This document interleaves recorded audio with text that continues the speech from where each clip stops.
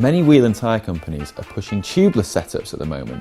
Now, a tubeless tyre forms an airtight seal against the rim, and instead of an inner tube, contains sealant such as this, which is designed to plug any holes or punctures you get whilst riding. It got us thinking, what would happen if you just put the sealant inside a normal inner tube in a normal clincher wheel? We've decided to do an experiment to find out.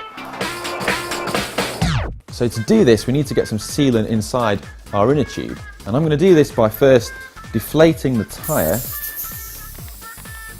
To put the sealant in the inner tube, we need to remove the valve core. So you can do this by using a valve key like this, or a pair of pliers. But if you use a pair of pliers, be careful not to strip the thread.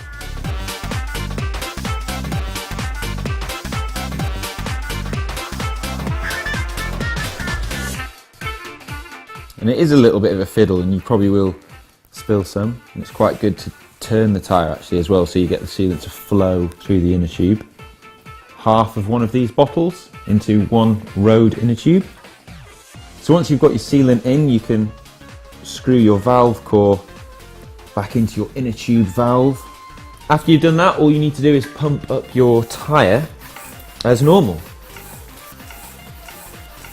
But here's one that I prepared earlier, and it's a Continental Grand Sport race tyre and a standard butyl inner tube. Let's puncture it and see if it actually manages to seal. So we've got our pins in the tyre, so let's remove them and see if it actually manages to seal the holes. Well, there's air coming out, so I'm just going to spin the wheel. So this just allows the sealant to circulate around the rim and plug the holes. It appears to have stopped. I can't even see where the holes were.